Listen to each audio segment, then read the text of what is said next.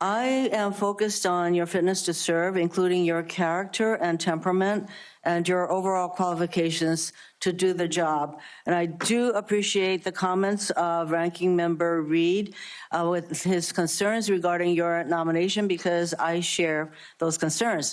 As part of my responsibility as a member of this committee to ensure the fitness of all nominees to come before any of the committees on which I sit, I ask the following two initial questions. First, since you became a legal adult, have you ever made unwanted requests for sexual favors or committed any verbal or physical harassment or assault of a sexual nature?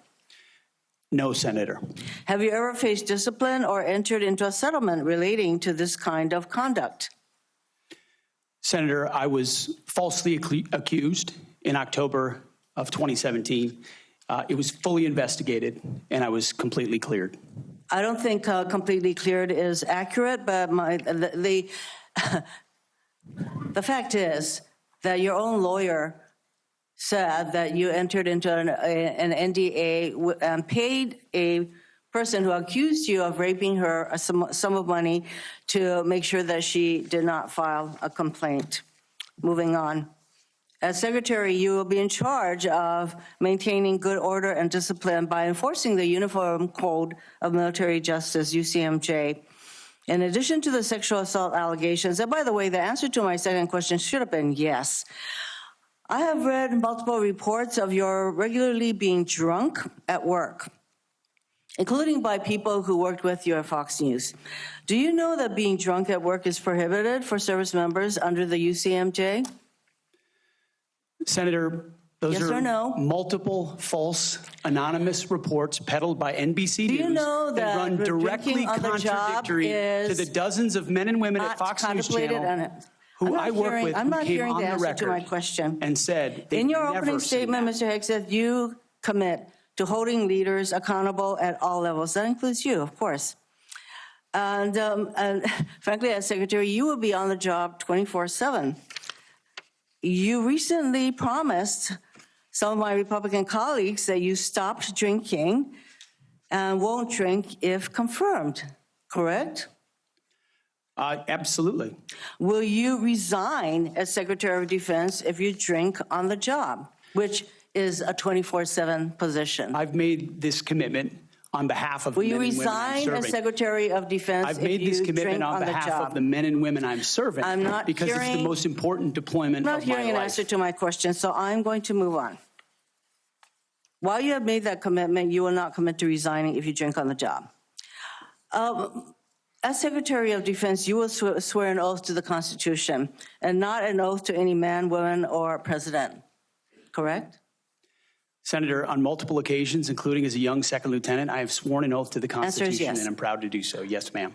In June of 2020, then President Trump directed former Secretary of Defense Mark Esper to shoot protesters in the legs in downtown D.C., an order Secretary Esper refused to comply with. Would you carry out such an order from President Trump?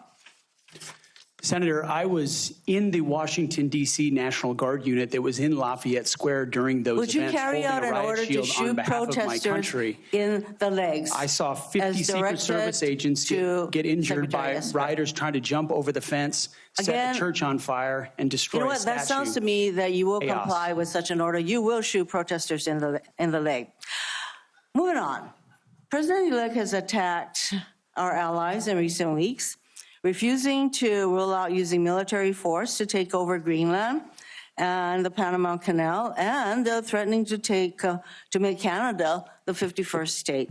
Would you carry out an order from President Trump to seize Greenland, a territory of our NATO ally Denmark, by force, or would you comply with an order to take over the Panama Canal? Senator, I will emphasize that President Trump received 77 million votes to be the lawful commander-in-chief of this country. We're not talking about the election. My question is, would you use our military to take over Greenland or an ally of Denmark? Senator, one of the things that President Trump is so good at is never strategically tipping his hand. And so I would never in this public forum give one way or another direct what orders the president would give me in any context. That sounds to me that you would contemplate carrying out such an order to basically invade Greenland and take over the Panama Canal. Current DoD policy allows service members and eligible dependents to be reimbursed for travel associated with non-covered reproductive health care, including abortions. Will you maintain this common sense policy? Senator, I've always been personally pro-life. I know President Trump has as well, and we will review all policies, but our standard is whatever the president wants on this particular issue. With my advice, I will take a look at. If the president tells you that this common sense policy will not be maintained, you will not enable our service members to seek reproductive care. So it sounds I don't like believe to me. the federal government I'm not should be hearing funding answers to my questions, travel for Mr. abortion. Chairman.